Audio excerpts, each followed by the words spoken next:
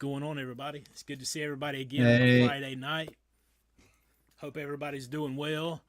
Glad to be with these guys again. Everybody's back together. Everybody's following in. We'll give you guys a few minutes to jump in here. If you don't mind, as you're coming in, go ahead and click that like button. If you haven't subscribed to the channel you're watching, hit subscribe and turn the little notification bell on so that you're notified every time we go live, which is every Friday night at 9 o'clock usually, and sporadic times during the week. Unless you're like Dave or Kip or Larry, who's putting videos out about every other day, then you can be notified then too. I'm pretty proud of you guys. You guys are pretty consistent. I'm trying to work on getting more consistent with it. You'll get there. Y'all doing all right? Yeah, man, I'm doing real good. Uh, Good to see everybody. Glad everybody's piling in here. And I've had a busy day. I rushed to get the stream together. And you guys know I sat down 4 minutes before we started in the green room. But I've had a really good day, productive day, and eating clean, Kip, right? How about you, buddy? How you doing?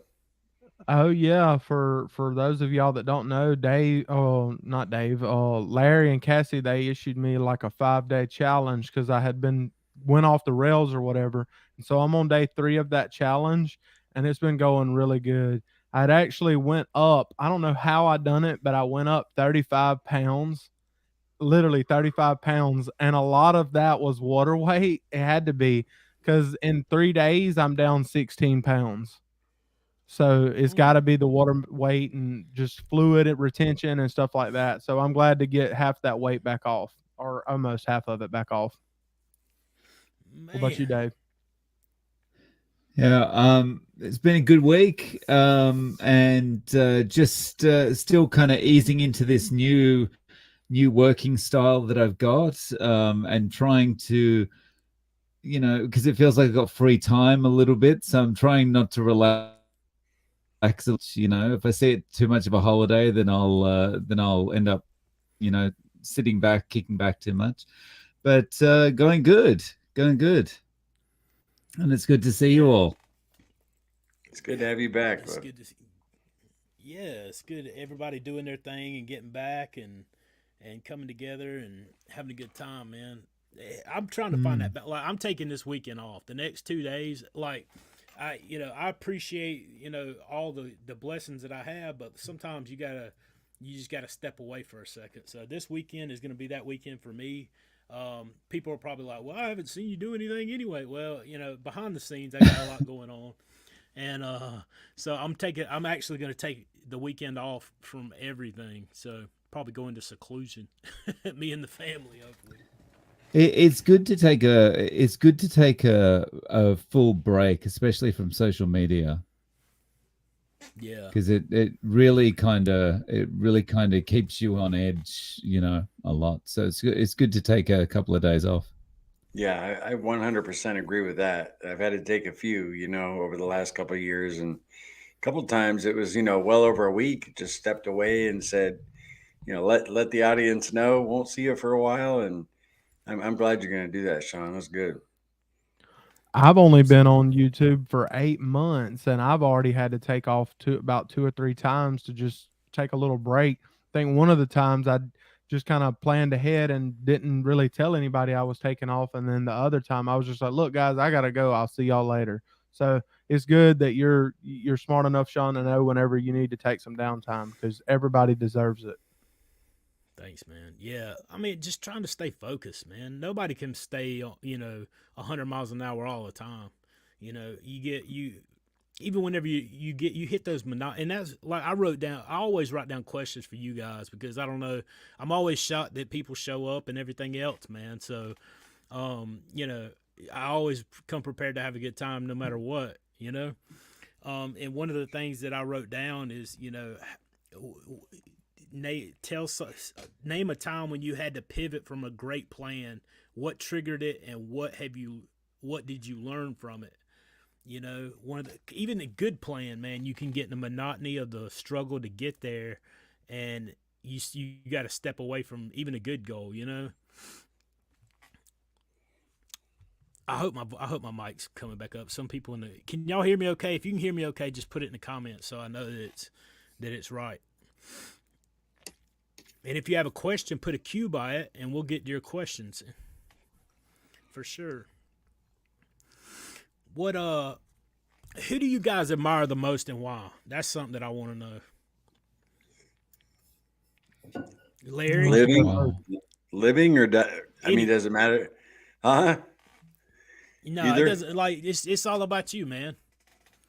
Like who Yeah. anybody I that mean, you my, admire. right. I'd say my dad. My dad was a huge influence in my life as far as being stand up and but Cassie, I mean, I know it's cliche, but she's a really strong woman. I've seen her stand next to me through hell, and so I got total respect for her. And there's a few people, but um, yeah, but those two, bam, and all my kids, I love them. Dave, what about you? Interesting.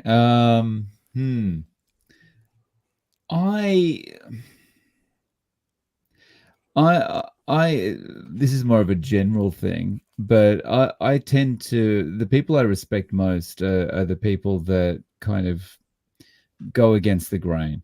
Are willing to stand, even if they're wrong, are willing to stand up and say, well, I think this, um, and even if it ends up they're wrong or they didn't think it through very well or whatever, they've got their own opinion and they're willing to stand up and go against the grain. And so that I think the community, but in that regard, I think one of the people that I respect most in my personal life is my mum, because she's willing to do that. She was always willing to do that when we were younger. How about you, Kip? Well, for me, of course, the obvious would be my family, like in general, my family. Like, I wouldn't be who I am without all of them supporting me in many different ways.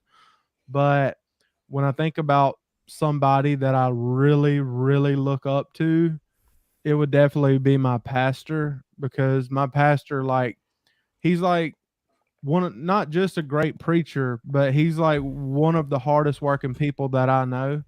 And whenever, like, we built a new church like maybe a year ago, and during the whole process, like, we were of building the church, he was there every day working with his bare hands. And whenever other people couldn't come help and other things, he was always out there. And he's always been like that ever since I've known him for like over a decade. And so it would definitely be him. Whenever I grow up, I want to be more like him. Very cool. I like how Dave threw that general answer out there, because I'd like to agree with him that people that speak their mind, it's like, in today's world, a lot of people are afraid to say a lot of things. And that's something I got from my dad. If you know something's right or you believe it's right, you should say something. And there's a big portion, especially here in America, where our population that are afraid to say certain things, things that were fine to say 5 or 6 years ago. And, Mhm. screw that, man. You believe something, say it. So I got a lot of respect for people who will speak how they feel, like Dave said, even if they find out they're wrong later on, and then usually those kind of people admit they were wrong and, change course. So I totally agree with Dave there. Sean? Oh, 100%, man. I agree. I agree with all you guys on your answers, and like that for me, I 100% agree with you.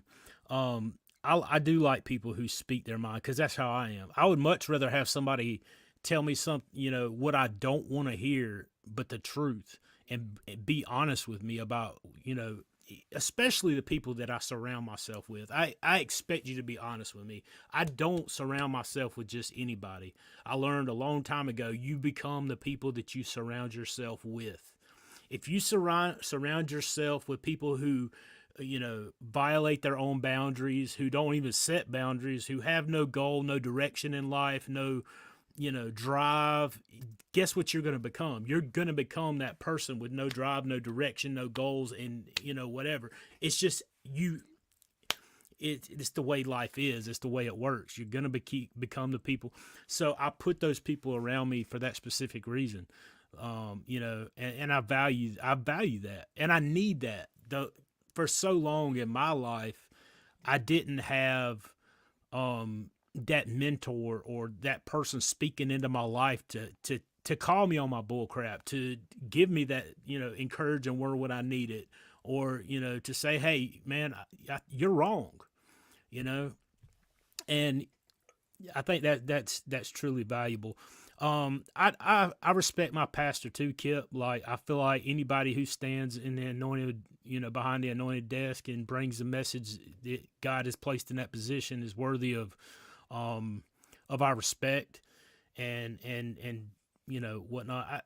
I respect people who hold authority. You know, I may not respect their decisions, and I may not agree with their decisions, but I respect their position and what they have. You know, even in the scriptures, it talks about how a nation gets the leaders it deserves, which speaks a lot more to the people than it does to the leaders.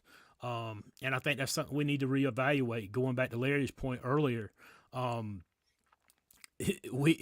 we need to stand. What was the song? We need to stand for something or we'll fall for anything. Aaron Tippin, like 25 years, 30 years ago or something. You know, we need people not just in America but all over the world that'll stand up for what's right is right and what's wrong is wrong, and there's no two ways about it. And we like to blur the lines because of our addictions or our, you know, whatever the case may be, whether it be with our diet or anything else for that matter. Right's still going to be right, wrong's still going to be wrong, and we need to stand up for it.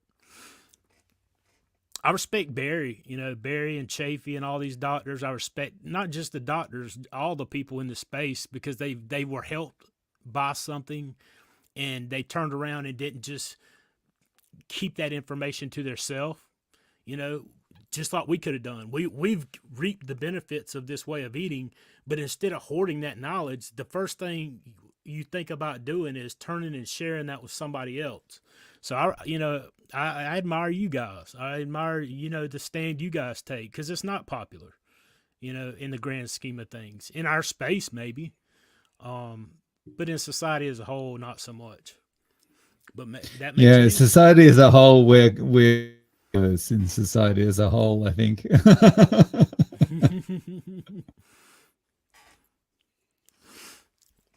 That's right. Let's see. We got a lot of folks. What's up, Nola Carnivore? What's up, Daryl? You doing all right? Home with Katrina. You got Cassie's in there. Hope Cassie's doing all right.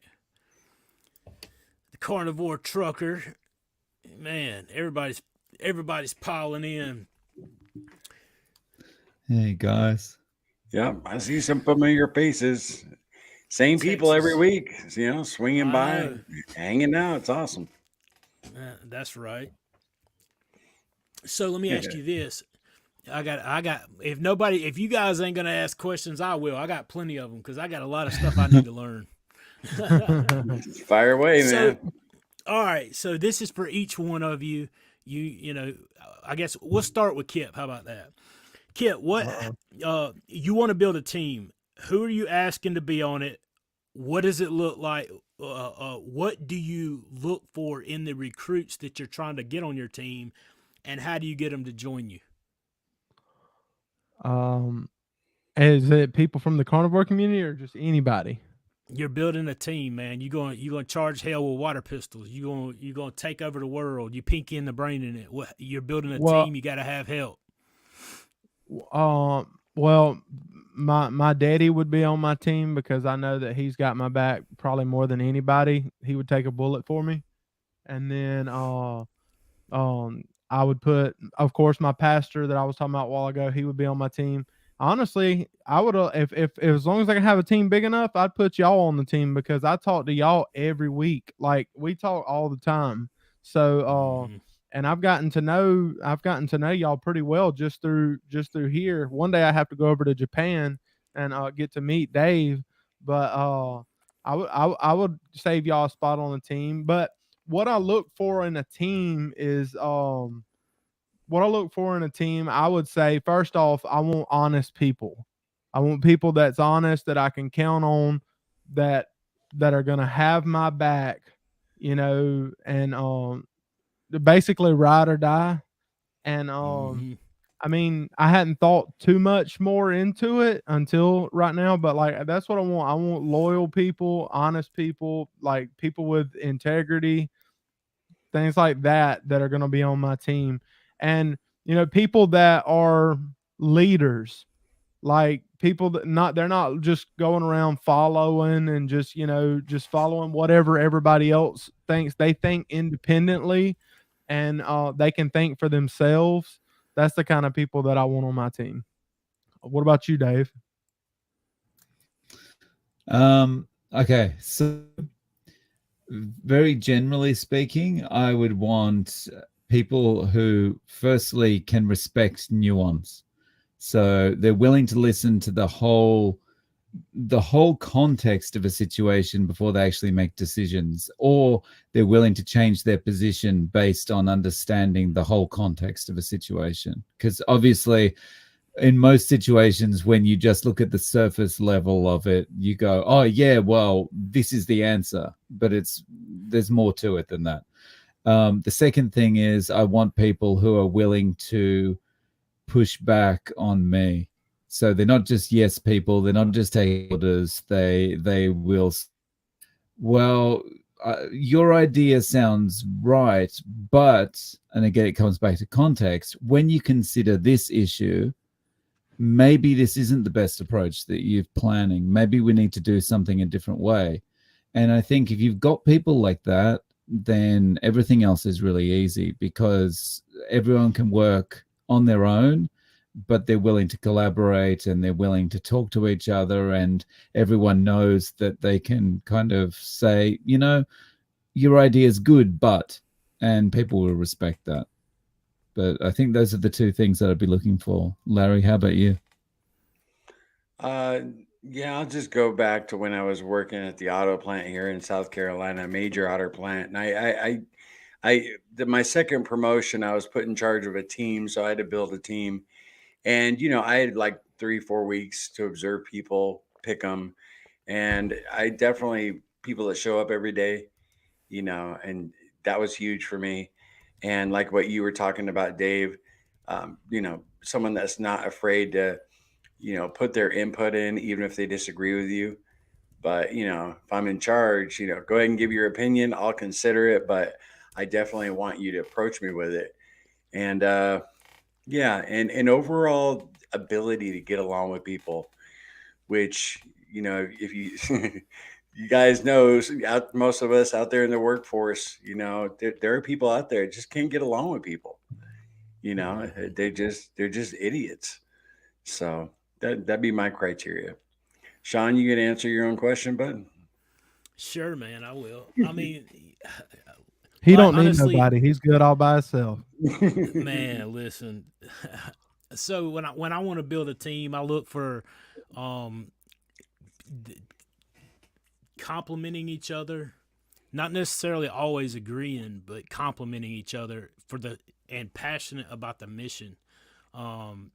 We can come from different angles, but let's we all have to be on the same team. If you're not a team player, if you can't get in with the team, then it's you have a team that's based off of, we're together on this team, but we're all doing our own thing. That's just like 5 separate individuals who lump themselves together and call it a team, but they don't function as a team, you know?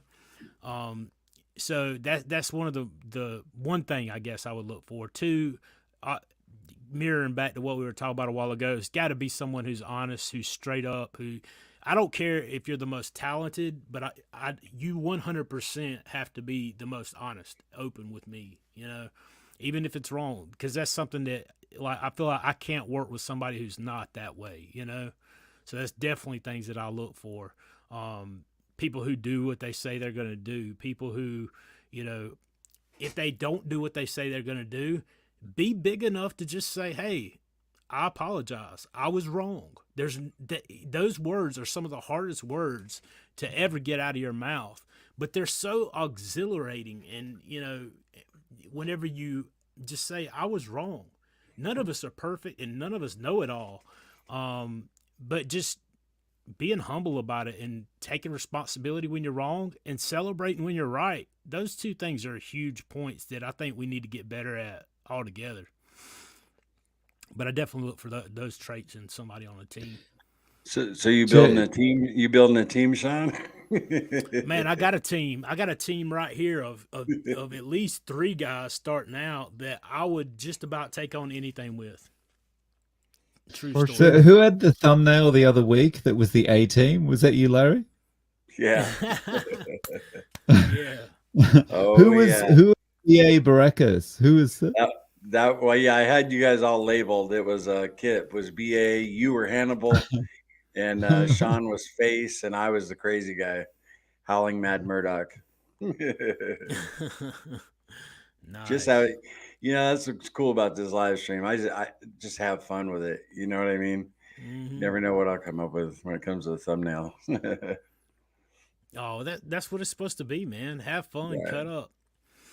Somebody else had a question. I think Daryl had a question. Let me go jump over here and grab it real quick. While you're grabbing it, I'm going to tell you guys, Cassie made the most amazing beef jerky out of ground beef.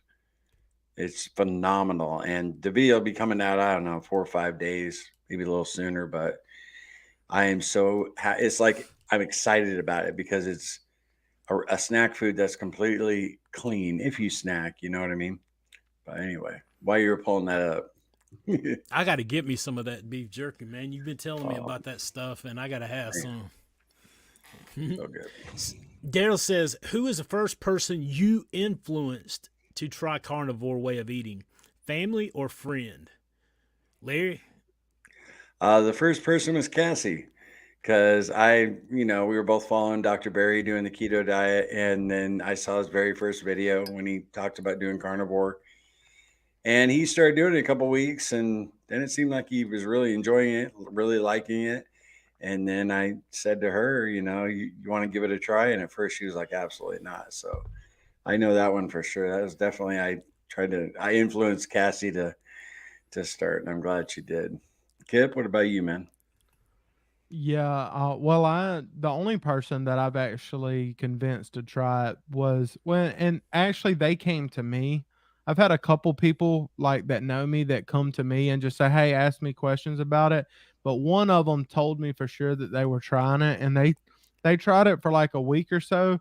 But like then suddenly I stopped hearing from them, and like I would message them, and then they just were kind of like flaking out in the conversation. So I kind of backed off because I didn't want to push it on them if they're like not wanting to do it anymore.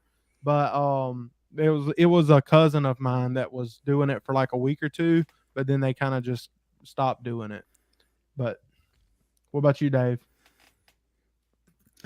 So for me, first and probably only person I've really influenced to try it was my mum, and she did it for a couple of weeks, and she kind of fell off the wagon after I left Australia at Christmas time.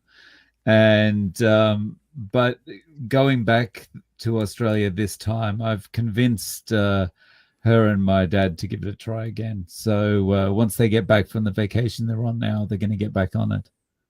So Sean, how about you? Oh man, that's I was sitting over here thinking about that. I'm like, I have no idea. I mean, I know my wife eats this way. All the people in my family noticed the transformation in me, which is my wife. My brothers eat this way probably longer than anybody. He between paleo, low carb, whatever, he's eaten this form of way of eating for 20 years probably. My sister-in-law and brother-in-law, they eat this way. My mom eats this way. All those people came to eat this way by watching, my journey. Ultimately, they made the decision themselves because I never really recruited them. But I think that definitely influenced them. As far as the first person, like, I have no idea. I have gotten so many messages, people that's tried, said they were going to try it at this point. I don't know who the first would be. But it's always exciting to hear those stories to me. Somebody sends me a message, hey, I saw your video on, whatever, and I just want you to know I'm giving it a go. I'm giving it a try. And some people have messaged me a couple of months in and let me know, hey, I've lost 60 pounds, I've lost 100 pounds, I'm like, wow. And I just wanted to thank you because you were the first person I heard talk about this, and I gave it a try, you know and that makes it amazing because I know that if I do it, you can do it too. At 8:24, somebody asked a question that like I wanted to get thoughts from y'all on. I don't know about y'all, but they had said something about Halloween candy, and they had said, "What are your thoughts on Halloween candy and like having it around and stuff?" I know for me, that's one thing that I struggled with at work, especially whenever I was falling off plan. And I think it was at 8:24 that question was. But how do y'all struggle with whenever that time of year when people have candy laying around, or what do y'all do to not want to give in to stuff like that? Anybody want to go?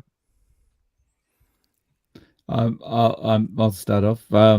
So for me, I seem to have got past the point where it worries me. So if there's stuff lying around, I'm not going to be bothered. But I have to be really strong by the same token, because if I was to even go, oh yeah, I'll just give it a try, that'll be it. I know that'll be it for me.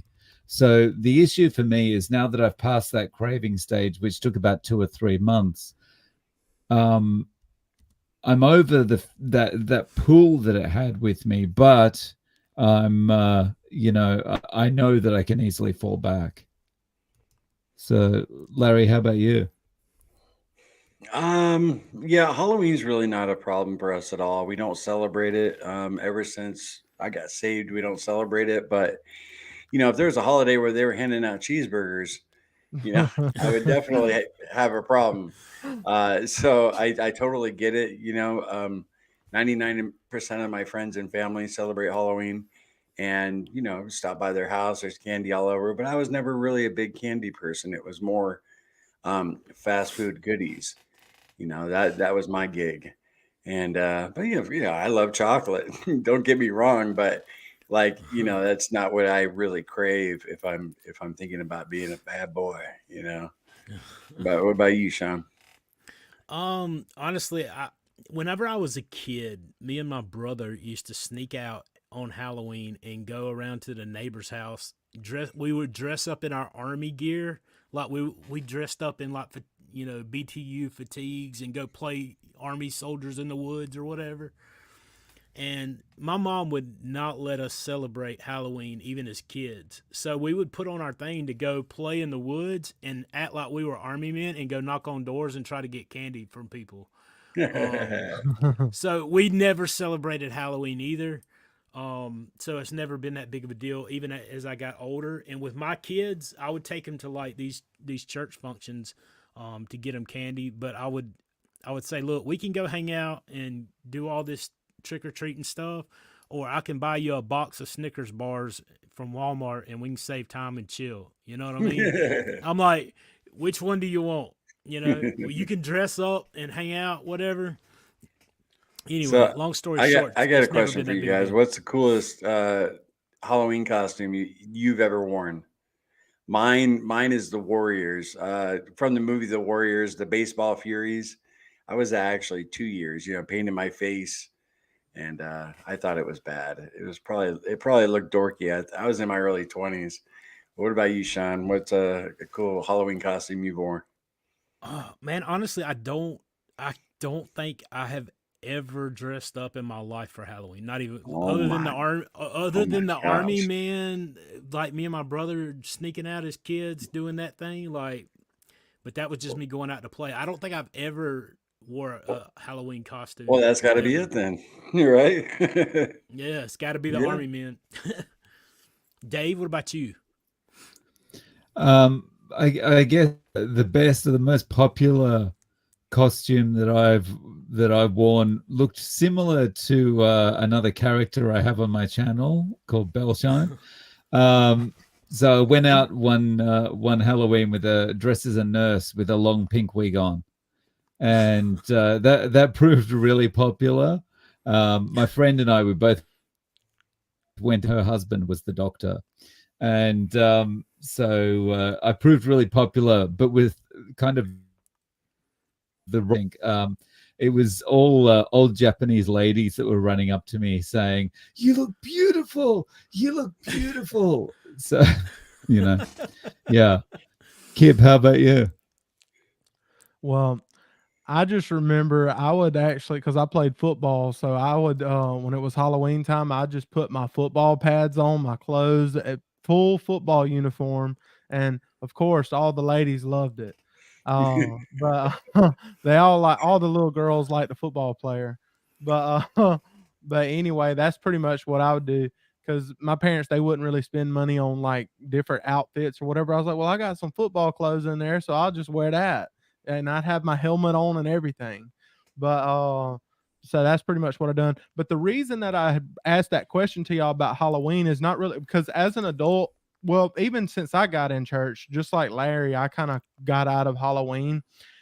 But the reason I brought the question up was because, like, even though I don't celebrate Halloween at work, they've been having like candy everywhere, and everybody knows by now that I had that slip up, a terrible slip up, and so like when you start back during the first few weeks or whatever, a lot of times those cravings are kind of still like raging. And like what I've been able to do, because there's been times I'll walk past it when I'm at work, the candy, and literally for like 30 seconds, my mind is sitting there thinking, man, I bet you that Hershey's Kisses would taste good. I bet you this would taste good. And you're having all those thoughts in your mind. And so what I've been doing is when I get to my desk and I'm like, oh my gosh, I want that candy, I'll just drink a big old, like I'll drink a ton of water. And when I drink a ton of water, that helps me to just stop thinking about it. And I don't know if other people are having cravings, but that's one little trick that I've been doing to help me with it. Oh yeah, it's the temptations are always going to be there, man. Even a year and a half into it, or however many days and months, whatever. I don't keep up with it anymore, but there's still times whenever you see something that's going to trigger those memories. I don't think it's ever going to go away, because what is the old saying? It's better to love and lost than never loved at all. Like at the same time, you wouldn't have those addictions or have those memories of that triggering your brain with those sweet, flashes of sugar in your head all the time if you had never tasted it, right? But we did, and that's something we're gonna have forever. You just got to learn to, thrive in the dark. That's the hard part. I had a craving yesterday that just came out of the blue for peanut butter, and I haven't craved peanut butter in forever. And like when Cassie and I, at times early on Carnivore, we'd have a little peanut butter, like the organic that has like 2 carbs per 2 tablespoons, not like Jif, it's full of sugar, but I was really craving it, and it's such if you have prosthetics, Sean, like I know you do, take out your dentures and eat a little peanut butter, it's heaven. I love it. Right. But I didn't give in. I didn't go buy some. Isn't that crazy? Just out of the blue, Weird. It's weird that can I just clarify? In the States, you've got a peanut butter called Jif. Mm-hmm. Yeah, JIF. Yeah, JIF. Jif is a very different thing in Australia and the UK. It's like a white substance that you clean the sink with. Oh, He said, I don't eat Jif. I thought, well, I'm glad. No, it's a brand of peanut butter. That and Skippy, Peter Pan. But oh my gosh, gonna get me going here. What do they put on toast in Australia, Dave? Vegemite. That's what I was. Yeah, that's right. I've heard of that. That's anyone tried Vegemite? Anyone like Vegemite? I've never tried it. No. Never? Never tried it. It's awesome. You got to try it. Yeah. You probably get it from the import shop there. It's awesome. But it's an acquired taste. It's like drinking alcohol. Vegemite. VEGEMITE. In Alabama, we put butter on toast and salt. Put butter and a little bit of salt. Really? If you like salt, if you like salt on it, then you'll probably probably last.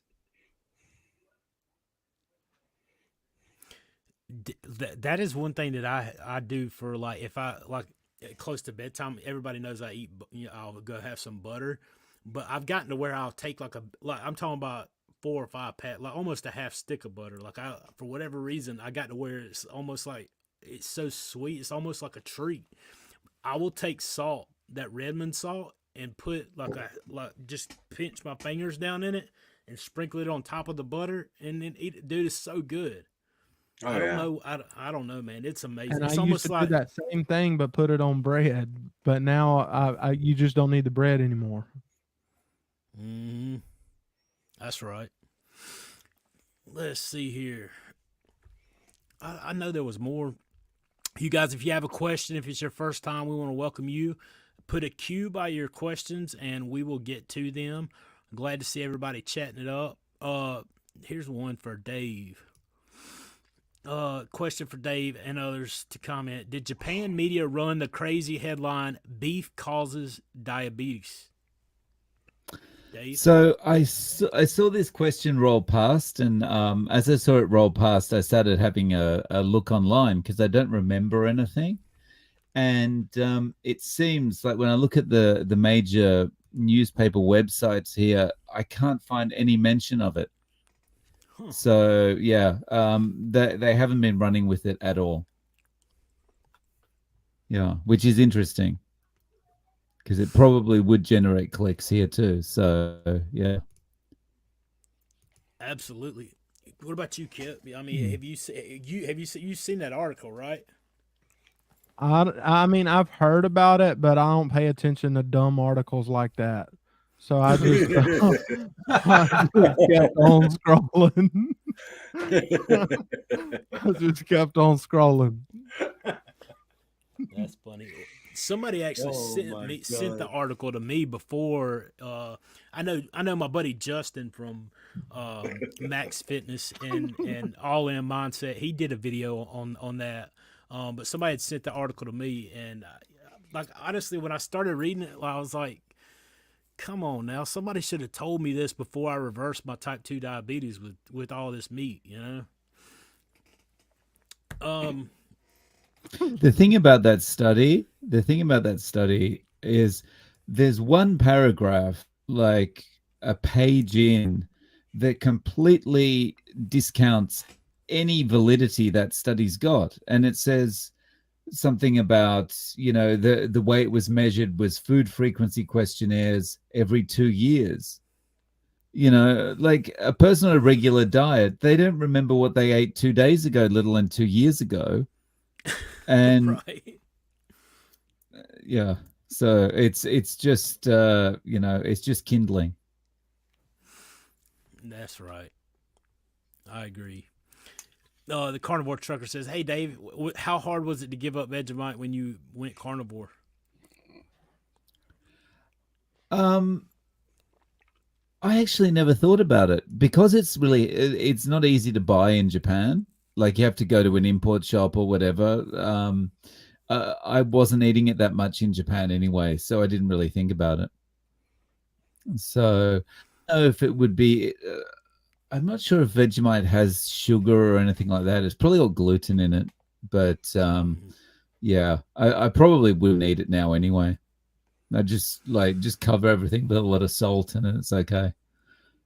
Same kind of taste. That's right.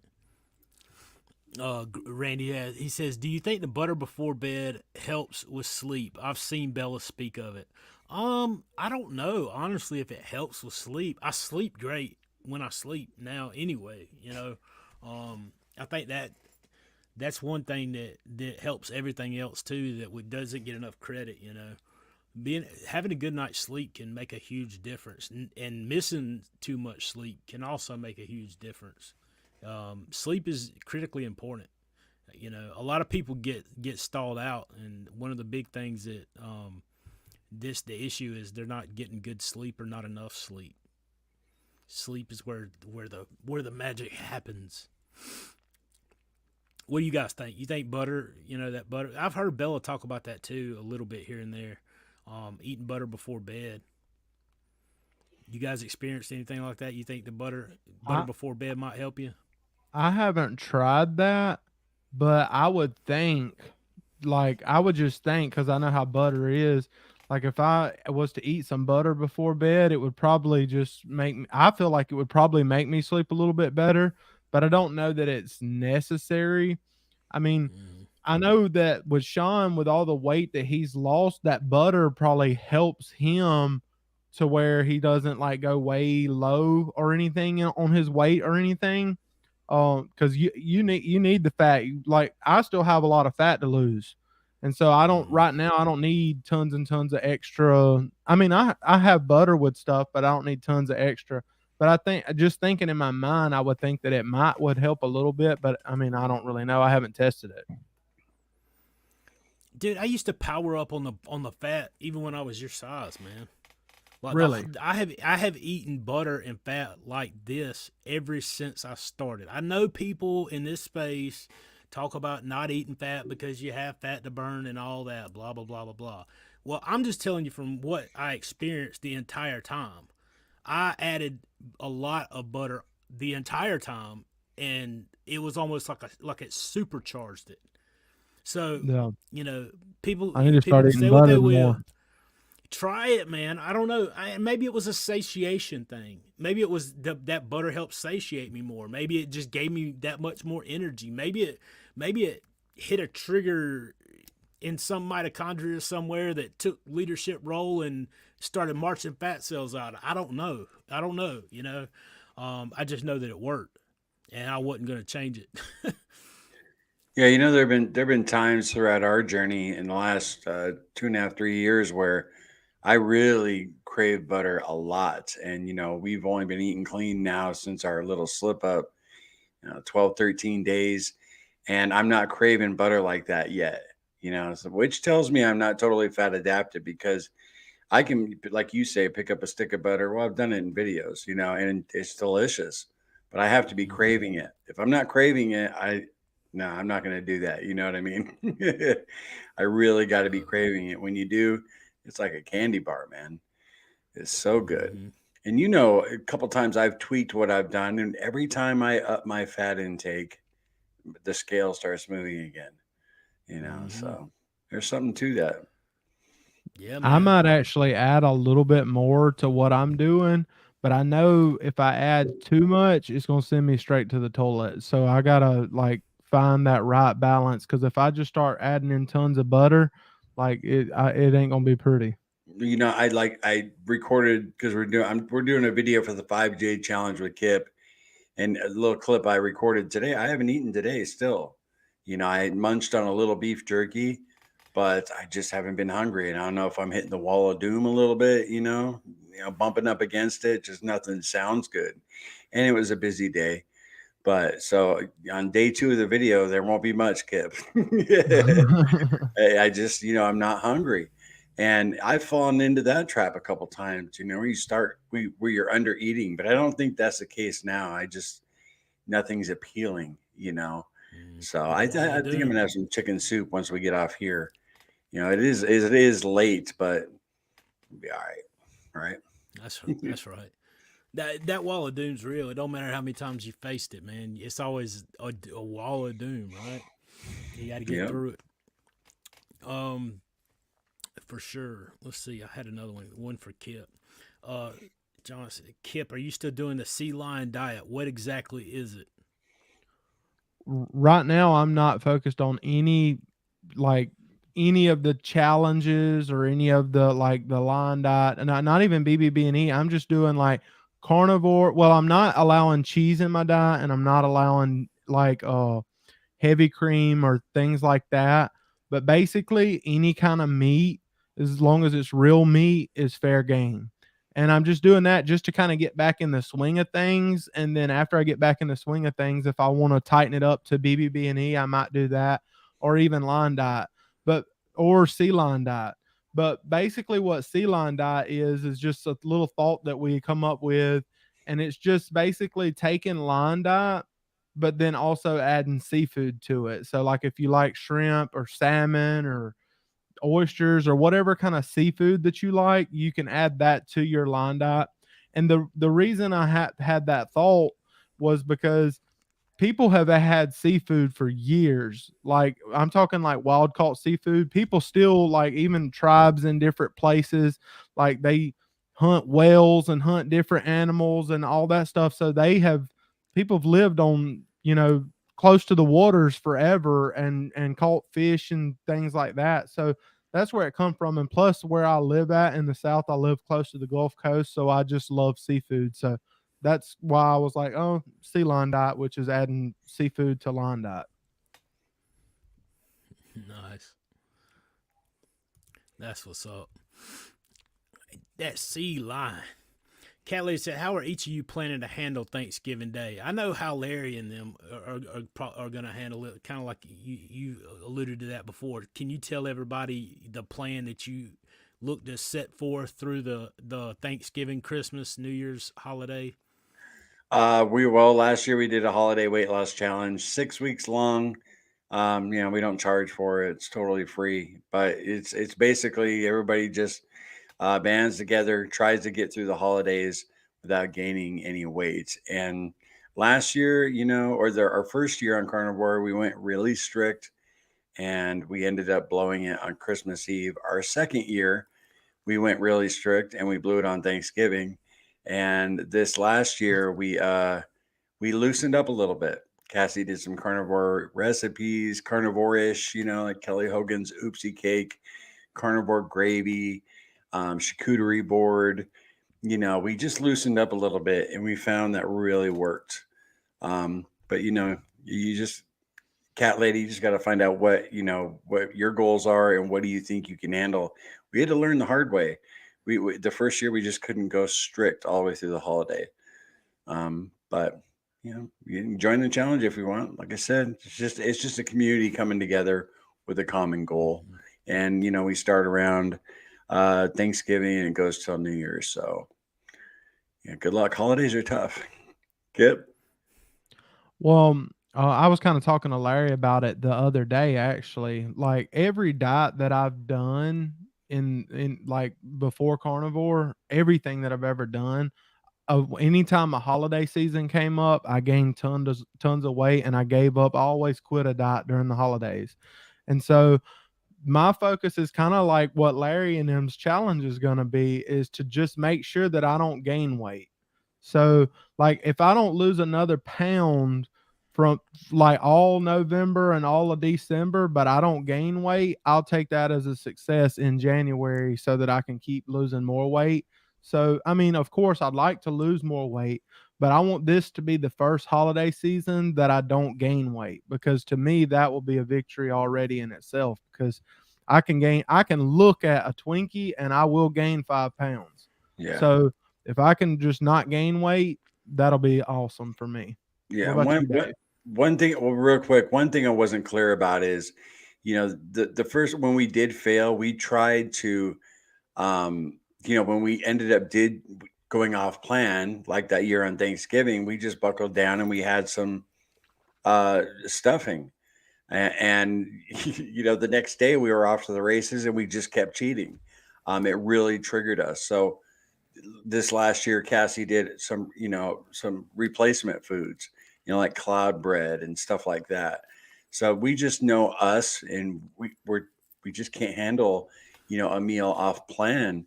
Sean's able to do that. I know a few people who can get out, take a meal or take a day and enjoy some food, and then they're right back on track. But we learned the hard way we couldn't do that. So I'll pass it over to you, Dave. Sorry about that.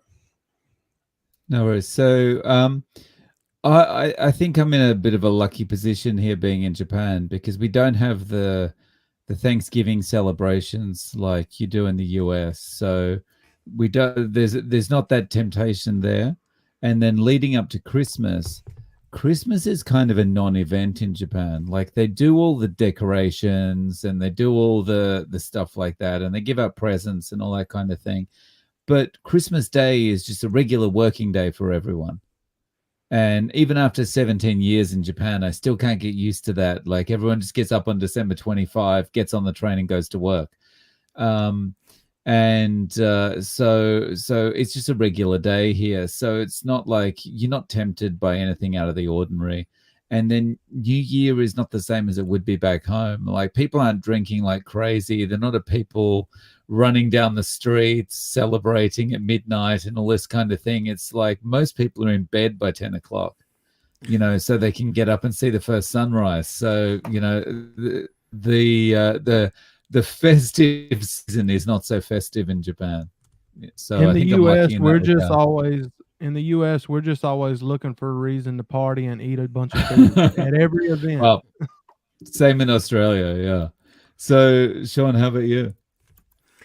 Honestly, it's another day. I'm like it does not matter if it's Christmas, Thanksgiving, my birthday, whatever. Like, I have eaten off plan. I have had, when I was at my brother's, I had a piece of cake at my nephew's birthday party. He gave me a piece of cake and I ate it. But as far as how I'm gonna handle, just like every other day, man. Like, what I do is what I do. I've been extremely hard on myself, changing the way that I view it. And like, it doesn't matter what the situation, like, I'm not going to do it. I'm just not. Like, if I don't want it, it's not food, I'm not going to have it. And the only thing that's on my plan that's off, carnivore is Texas fajitas once a month. So like, that's the plan. That's what works. And it always drives me back. So over a long period of time, I have begun to instill and ingrain the psychological change of food is this, food is not this. When I see you eating this, that's fine. That's your business. You have to decide what's good for you. To me, I'm not going to eat that. It's just not going to happen. So, that's just kind of how I look at it, Give it to me, I'll eat it. right. Big Yeah, Mac. I used to go all out with it, but it's just, I don't know. Honestly, I'm nervous because, like, even eating what I eat on my plan, it affects me even more as time goes on, because I'm so strict all the time that it doesn't take very much of something that's not carnivore. And I'm not talking about going off having a chocolate chip cookie or whatever. I'm talking about having, like, a vegetable, something that's not what I have every day. Like having too much pepper or garlic even in my spices on my stuff. I use it, but like, if I use too much, like I know it extremely quick. It affects me so much more now,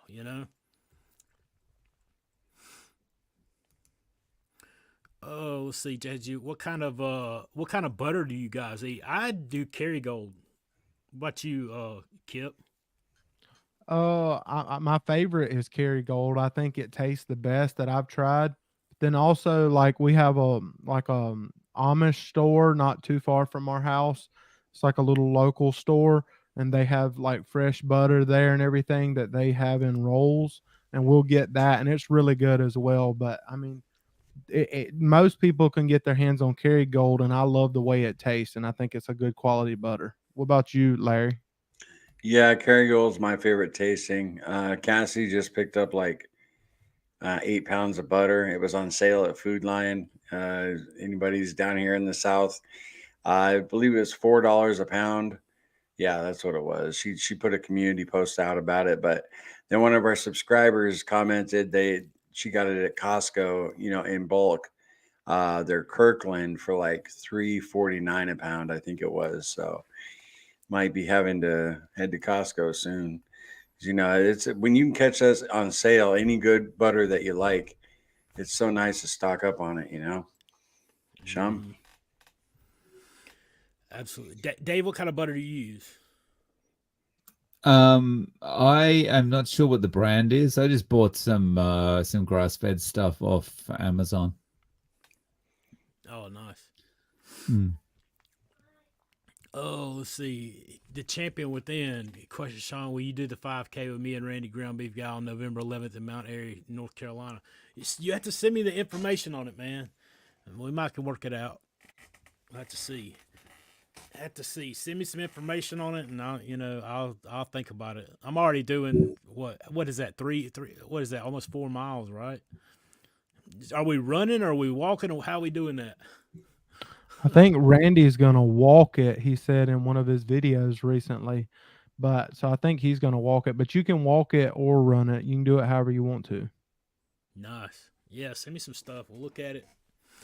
See if we can fit it in and make it happen. Oh, let's see here. Somebody said the article was written in 2020. Is it the one about diabetes was written in 2020? Somebody said, how quick can you lose 50 pounds on the carnivore diet? Well, it depends on your body. It depends on you. I mean, it depends on a lot of different variables. It's hard to say. It's hard to say, honestly. How long did it take you to lose 50 pounds, Larry? Do you know? I don't think Larry heard you. Oh, did you pass it off to me, Sean? You were buffering. Oh yeah. How long was it did it took for you to lose the first 50 pounds? Well, our first run on the carnivore diet, I lost 25 pounds in 60 days. Our second, and then we blew it and we gained a bunch of weight. And my second run, I lost the same amount, 25 pounds in 60 days. Our third attempt, I tweaked some things and I lost 50 pounds in 60 days.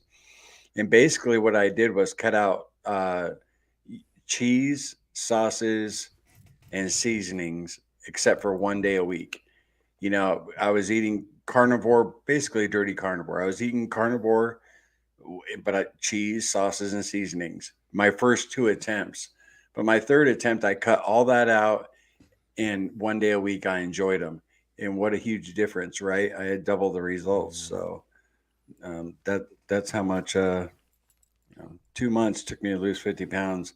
And then I haven't lost another pound in 2.5 years. So I don't know what the hell's going on. Dave? For me, I think the total loss was about 32 pounds. And all up, it probably took about 2.5 to 3 months. Yeah. How about you, Kip? Well, I mean, back to what Sean says, it really depends on your body type or like your size. I mean, if you're a house like I am, then it takes a minute to, I mean, you can lose it pretty quick. But if you're like a smaller person and you're trying to lose 50 pounds, it's not the same thing. So, I mean, I was right at 500 pounds and Sean was too. So it started coming off pretty quick. Like, I think my first interview, well, I know for sure my first interview was with Dave. It was about maybe 2 months in the carnivore journey. And I think right around the time I did that video, I think in that interview, I was right around 50 pounds down. Yeah, so 50 pounds down then. Yeah, it was about 50 pounds down in about 2 months' time. But then after that, over the next like 6 months, 5 to 6 months, I only lost another 50 pounds. So I didn't lose nowhere near as fast after that. But I also started slipping up more during that time because in that first 60 days, I didn't slip up at all. And the weight was falling off. And I don't think it's just that, but I think our bodies naturally slow down and keep losing weight, but not at that same pace that they were in the beginning.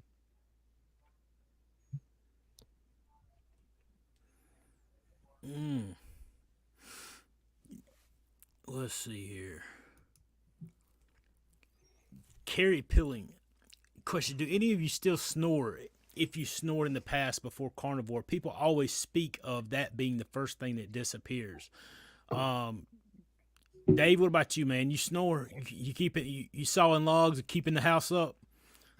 So the curtains are shaking. So I only ever snored when which was a lot because when I was and so cutting out the drink solved that problem for me. Kip, how about you? I think somebody asked me this one time recently, and I think I had to ask my wife because how the heck would I know? So my wife, whenever I asked her, she said that I only snored whenever I sleep on my back. whenever I'd sleep different ways, I didn't. But I think she said once I started carnivore and started losing weight, that got better. But I might still snore a little bit when I'm on my back. I'm not sure. I'll have to ask her. Anybody else? Yeah, I use a CPAP machine, Carrie. So that's the reason I got it, but that was like 12 years ago. It was a while ago. I'm hoping to get rid of that CPAP machine, hopefully by the end of this year. That's my goal. So, but yeah, so yeah, I fall asleep on the couch now, like if we're watching a movie or something. Cassie says I don't snore anymore, but as Sean will tell you, that CPAP machine is kind of like a security blanket. You get used to using it. But I've heard a lot of people that aren't using a CPAP machine that say their snoring has improved, and or their spouse. So it's definitely a thing. Sean? Yeah, that's the thing, man. Like I don't even need the CPAP. Sometimes I still put it on because it's a habit. Like it's a process. Like when I'm about to go to sleep, like I'll be in that zone and I'll wake up in the middle of the night and I'll feel it on my face where I put it on, and like I have grabbed it, just ripped it off my face and threw it to the wall. Like heard it like bam slam into the wall and went back to sleep. I'm like, I don't need that junk. Like what in the world is going on right now? So I don't know if I still snore. You'd have to ask the wife, but she hasn't said anything, so I'm not really sure. There's a lot of nights. Most nights I try my best to not put the thing on. I end up waking up with it on. I need to just get the thing out of my house. I mean, but it's a habit. It really is. You get used to it. Oh, let's see here. Oh, I lost my spot. I jumped back and forth. Bella Brat, thanks for the super chat. Dave, since you don't have the same holidays in Japan, what days situations are the hardest for you and why? And thank you, love you, and XOXO. Hugs and kisses. Bella, thank you very much for the super chat. What holidays would be the most? So I guess probably the hardest time is around Golden Week, and Golden Week is kind of this random time. It changes every year, but it's during May, and it's when most people get about a week off work, and it's just like all these national holidays kind of align. And so at Golden Week, it's because it's an extended break. It's there's I don't think there's any specific food around that time, but it's just because it's an extended break. You're not working so long. It's just easier to fall into that kind of, oh, I want to eat something, or I'm bored. Let's walk into the kitchen and see what's on offer, that kind of thing. So I need to be more vigilant around that time. So for me, it's just if it's an extended period of downtime, then I need to watch myself. Awesome. Yeah. Thank you for the super chat. Yeah, thanks, Bella Brat, for the super chat. Darcy asks, so what's the difference in eating butter or drinking cream? Obviously, the biggest difference is going to be the amount of the lactose and the natural sugar, carrageenan, and casein that you're getting. Butter and ghee are on the fat spectrum side of the dairy, and cream and it's sour cream, whipped cream, all the different little things on down to cheese and milk. The closer you get to the milk side, you're getting more of the lactose and sugar. There's only usually it's 80 to 82% of butter is fat. So that leaves 18 to 20% to have the milk particles full of the stuff that might stall you out or keep you from getting to the goal. So that's the biggest difference. And some people can tolerate different levels better. Some people can't even tolerate the milk particles and what's left over in the butter they're eating. It just stalls them out. They struggle with it. I don't hear that a lot, but I have heard it. So that's going to be your biggest difference. And the longer you even with the dairy, that lactose is enough of the natural sugar that you're getting out of it to keep those cravings and keep there as well. So that's the biggest difference. Anybody else got anything to add more to that? You say good. Have any of you guys tried the carnivore soul bread recipe? I haven't. No, I haven't tried it. I have not. I hadn't either. Sorry. I know Cassie's tried done the cloud bread and got the recipe out. Maybe the soul bread is next. We'll see. We'll see. Oh, I'm gonna try to cover a few more. We're over an hour. Daryl says, "Do y'all find your mind is always working and find it harder to calm down thoughts and relax now that your mind and body is working like it should?" What do you think, Larry? 100%, Daryl. That's why I can no longer have afternoon coffee, because my mind will really speed up, like when I lay down. But if I don't have the coffee, that mental clarity can also have a drawback. You lay down and I don't see my mind's racing, but I guess racing is the right word. You got 4 different things you're thinking about at the same time. But once I fall asleep, I sleep great as long as I don't have that coffee. But that mental clarity goes. I mean, it takes me a little while to wake up. We had this discussion here on the stream a few weeks ago. How long does it take you to wake up? Takes me a few minutes to wake up, but once I'm awake, man, my head's clear all day long, way more clear than when I was eating sugar and carbs. So, how about you, Kip? Yeah, I feel like honestly, before I started carnivore, I felt like my body was just like blah. So like I would watch videos on YouTube that were just like funny videos. They were easy. You could just kick back, relax, and laugh and watch a video, but you weren't really doing much thinking, much research, anything like that.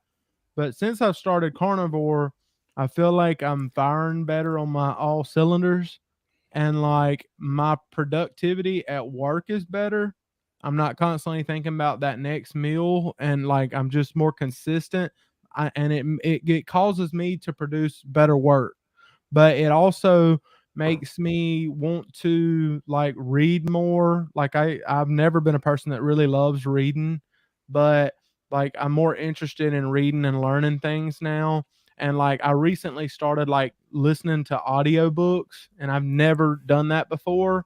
And all that stuff is because you know, I think it's because of the food that I'm eating, because now I want to learn these different things and learn different topics. And, and I was never like that. So, I mean, being on this, I feel like there's something to it that just makes me want to, learn more. And I've never really been like that.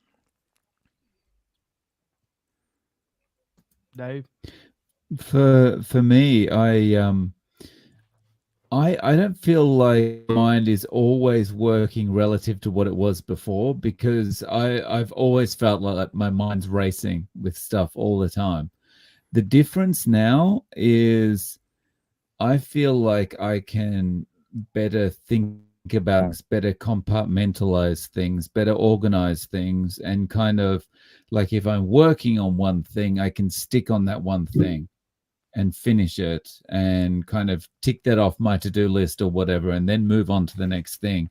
Whereas before I would have been trying to multitask all these many things, right? And humans aren't built for multitasking, right? Like we're not Windows 2000 or whatever. We can't multitask effectively, because multitasking for humans means jumping between things and not doing it and not actually producing anything. And so that's what I'd be doing, never get any result. And as a result of that, I'd end up kind of a little bit depressed or anxious. So I feel like that's over now, and I'm happy to just kind of sit and focus on that one thing and get it done. How about you, Sean? Like I'm that guy that you were just saying though. Like I read 5 books at a time.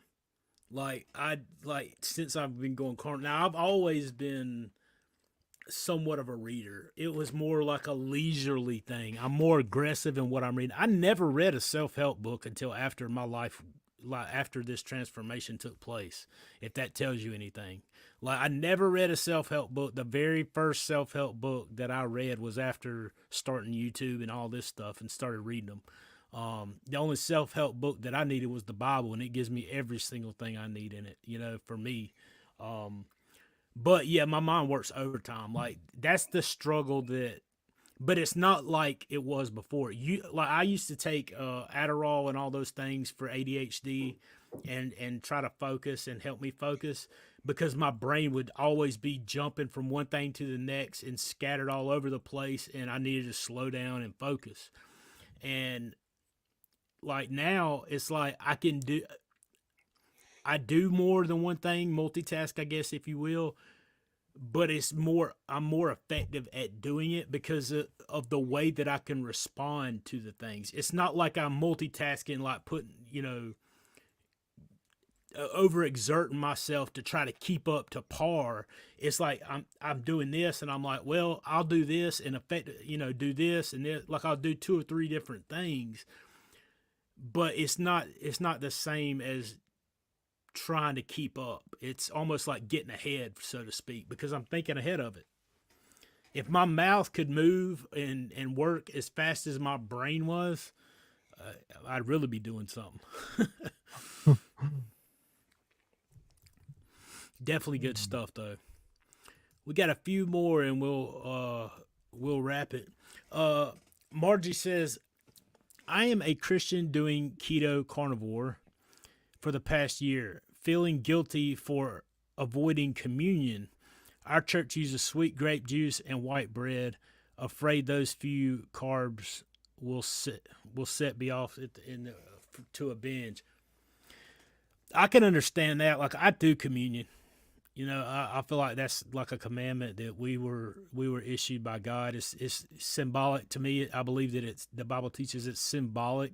We do this in remembrance of Him. And like I'm taking communion. Period. Them carbs, I have to do what they will. Like that's just me though. I can completely understand. If you don't, I think I don't know. How you feel about that, Larry? Well, last time when me and Cassie went to church with you, they just happened to have communion that day, and I took it. And I'm telling you, man, but what was cool is the wafer was about the size of a Tic Tac. It was tiny. I was like, all right, I'm cool, But yeah, if they're handing out white bread, I probably still would, I probably still would for that occasion, Most churches I've been to don't do it every week. So maybe once a month. But what about you, Kip? You eating that white bread, boy? Oh, yeah, I mean, if churches did it every week, y'all ain't having communion. Y'all just having a cookout.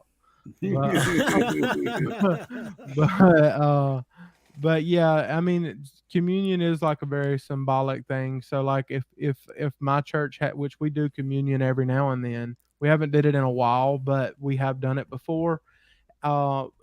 If that comes up and we do it, I'm gonna do that. Like, because for one thing, they're not giving me, a whole big loaf of bread or something. They break it up. Everybody gets just like a little piece. So in that situation, that's not going to be the end of the world. They're not passing out, tons and tons of stuff to everybody.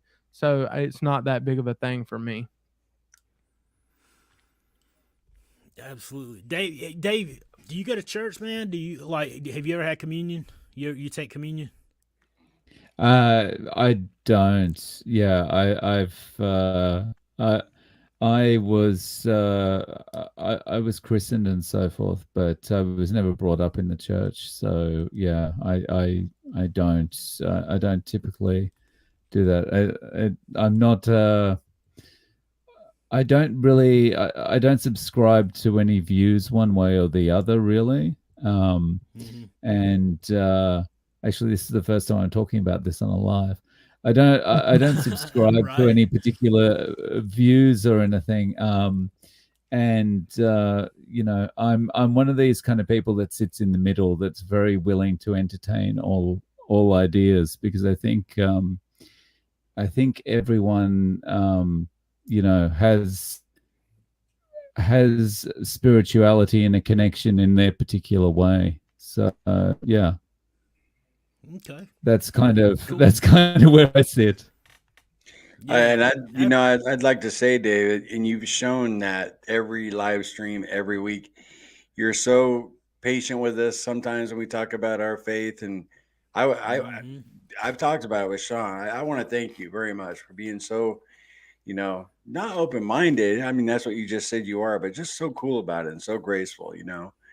It's pretty awesome.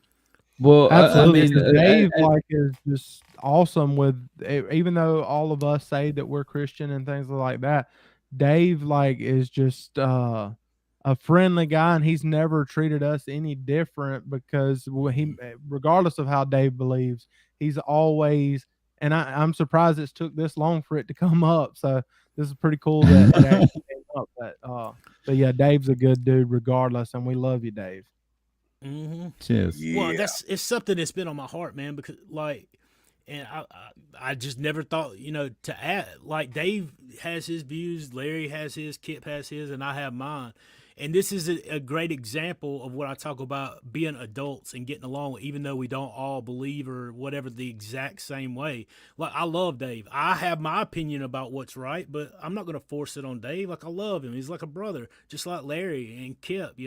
We all have to have our own understanding, but we get along great, and it just really wasn't an issue. And I was just curious. I feel like that's how we Yeah. can, as adults, handle situations in life. I think again, I don't have a strong view either way, but the thing, I think you touched on a really important point there, which I think in the last number of years, it seems to become forgotten a lot, and is that we're all just adults, and we should be able to have conversations about what we have in common, and that's also why it doesn't bother me when people talk about religion or politics or whatever it is, because it's like, I mean, whether I agree or not is irrelevant. It's like we're all working towards this common, we've all got a common goal together, right?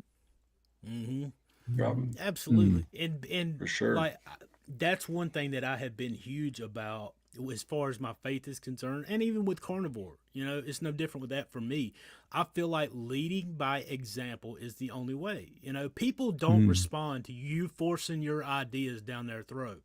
They may not have a choice and have to accept it, but being that example and living what you believe out in the world, like, that's what we should all be that way. Just be who you are, be what you are, be real.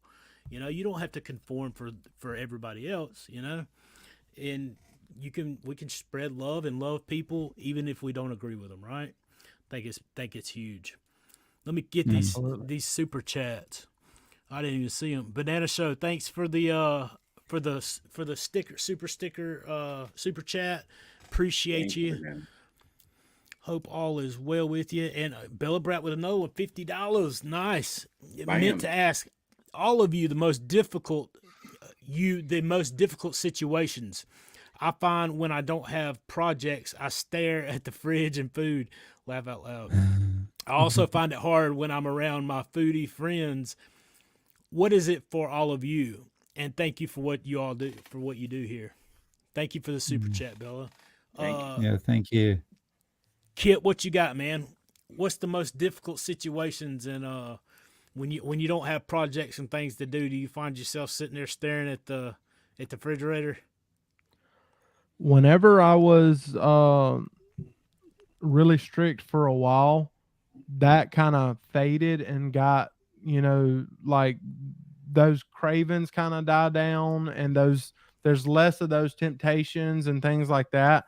But whenever I've had the slip ups, like once a month or once every other week or something like that, then those cravings come back, and they're very powerful. Like, some people say, "Oh no, it's not. You just make up your." No, it's very powerful for me, because I know how it is for me. And maybe it's not for you, but for me, it's a strong battle. And you know, but one of the things that gets me is like driving down the road and seeing signs of food, like restaurants, or when you're standing in in the grocery store checking out, and you're checking out and you got this carnivore food in your bag, but then like right in front of the cash registers, like, Twix and Snickers bars and all this other stuff. And you're just like, it's just little mental games going on in your mind. And so that stuff, has affected me multiple times, and I'm still working on getting it. I'm not professional, and I'm not saying that I've never slipped up, because I definitely have, but I'm still working on it, and I'm a work in progress. But anybody else got anything you want to add to that? Dave, you got anything? Yeah, good question. Thanks for the super chat, Bella. I experienced my most difficult situation the other day. And it was something I never expected. I ate a little bit earlier than normal for the day. And most days I'm still doing OMAD, although I'm flirting with TOMAD. So for that OMAD, I ate a little bit earlier than usual and didn't eat as much as I usually did. And then I went out to this little co-working space that I'm working at. And as I was coming home, I realized that I was hungry. And it's the first time I've felt hungry in 16 months. And first time during the day that I've been like, oh, I'm suddenly getting feelings like I want to eat something. And I didn't know what to do. And it was this feeling, go and eat something, and I was this feeling of worry, like I'm gonna slip. And so fortunately there was a McDonald's on the way home, so I just went into the McDonald's and I got a few patties and I ate that. But it was weird after 16 months just having this feeling. And so for me now, it's making sure that I'm satiated all the time. Larry, how about you? What about difficult situations for you? Bella Brats. I think like when we first started our journey, difficult situation was like at nighttime when Cassie and I were gonna watch some TV. You're used to snacking, but that only lasted a few months. But the main thing that our toughest situation, and Cassie will say the same thing, is special occasions where we go somewhere and like a birthday party, or we really find that difficult. Going out to restaurants, we totally avoid, like when we first started. I mean, or we restarted, we just stay away from restaurants. I mean, we don't eat out much anyway, but we totally avoid them for like the first 3 or 4 months. But definitely special occasions are the toughest. Sean, what about you, man? I think the toughest struggle that I had was I was eating I had gotten a couple months in on carnivore, and I would eat 2 times a day. I was intermittent fasting, and I really wasn't hungry, but I'd be sitting in the living room or whatever, and my family comes home and they eat the standard American diet, and they were cooking dinner every night, and I'm sitting there, and our house, like I said, is 1,400 square feet. When somebody's cooking in here, it's you. That's that thumb thing. I don't know if it's because I do it and it pops up or what, but nevertheless. Am I the only one that sees that when it happens? Y'all see it, right? No, I saw it. Nice. Yeah, I think what's like, going on here? I'm mad because it right? won't do it for me. I know. Yeah, like, it's what's not up working. Hit the like button, people. Hit the like button. That's what I'm talking about. That throws There it me is. off and sidetracks me every time.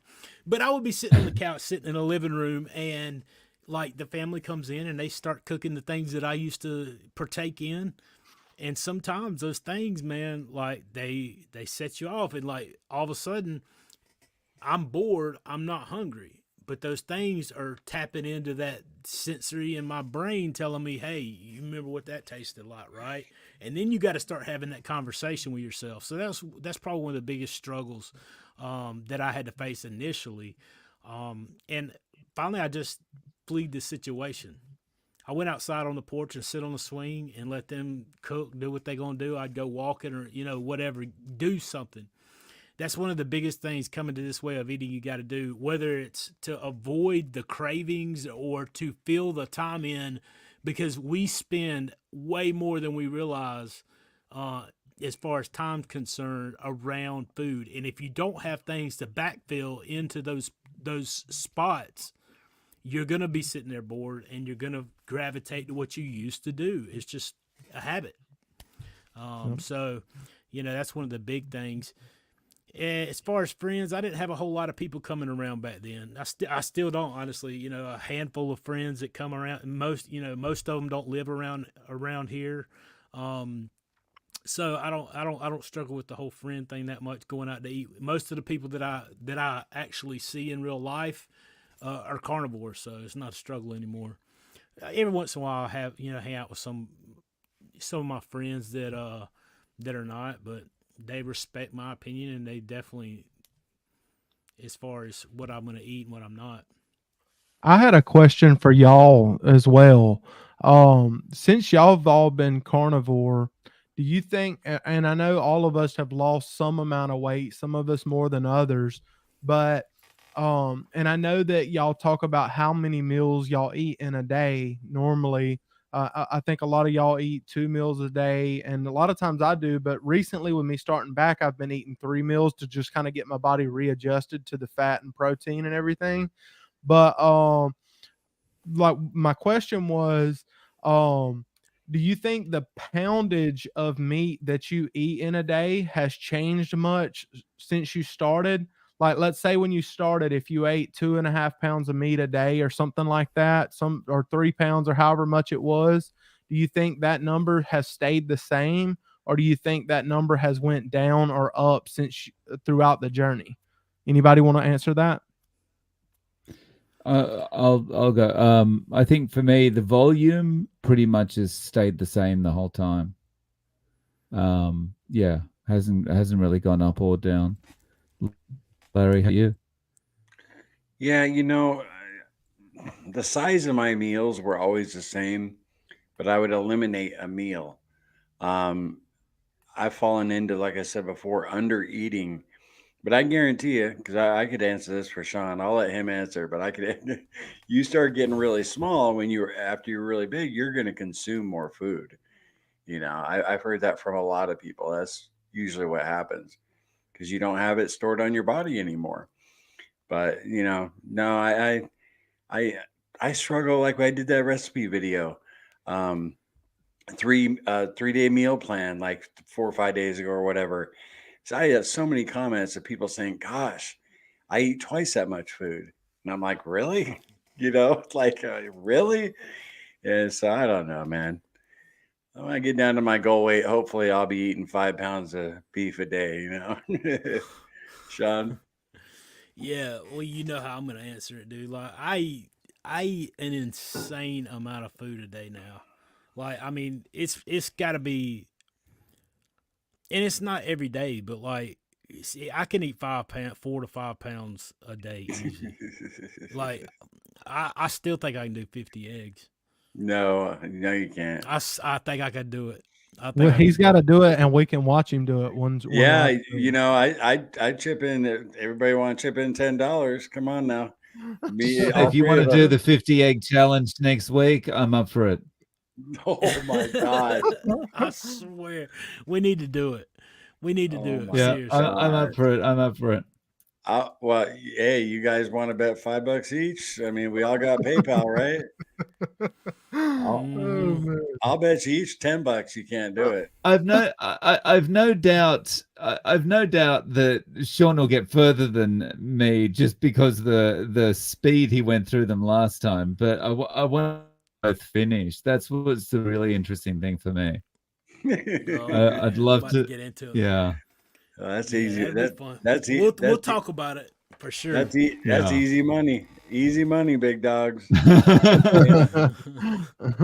We'll talk about it for sure. We might do that. The only reason I didn't last time, I was like, man, I don't know, can I do this? And then dust it off in 24. Like I was like, man, that was a lot, but we'll think about it.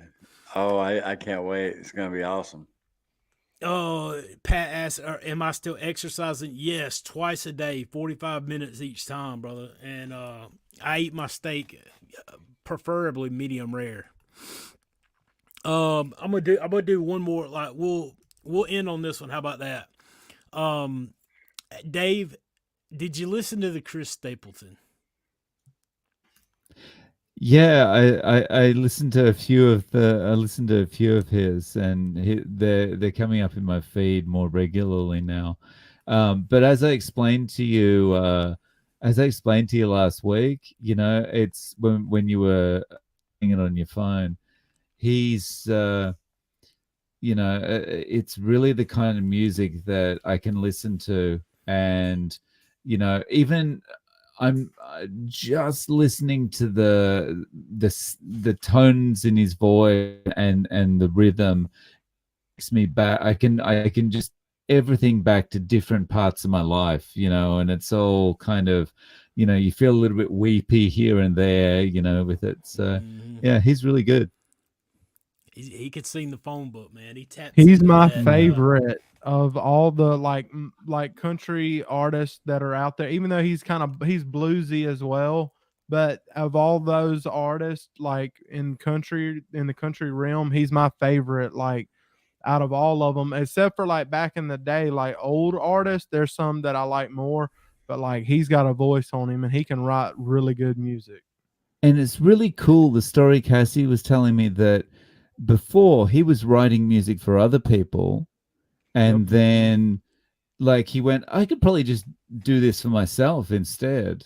And that's such an awesome way to yeah, that's awesome. Absolutely, it is quite amazing, and be that talented, for sure. It's been awesome, guys. I mean, I know we could go on. If we didn't get to your question, I apologize. Just put it in the comments if you will do that. Whatever, not the comments here. This will be going away, but under the video, if you'll put your question there, whatever channel you're on, we'll try to get to those best we can. And if not, we'll see you guys next week. Does anybody else have anything they want to say before we close out? I just want to say I had an awesome time. We'll see you next week and later. Kip. Yeah, I had a great time. It's always fun. I love you guys, and I can't wait to see y'all next week as well. And somebody just donated $10. They did a super chat for to buy Sean some eggs. Oh, nice. Right on.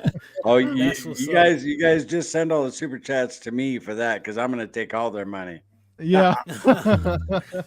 Right. Oh, good. What about you, Dave? You got anything? Cheers, guys. Thanks a lot. I had a lot of fun and looking forward to next week. And it's always a pleasure. Love it. Thanks for joining us as well, everybody. Absolutely. I appreciate you guys. I love you guys. I'm excited to see you guys every week. We look forward to seeing you guys next time. You guys stay strong. Hit that like and subscribe. Bring a friend with you next week. That'd be cool. You never know whose life you're going to change. And we'll see you then. Stay strong. Keep pushing forward, my friends.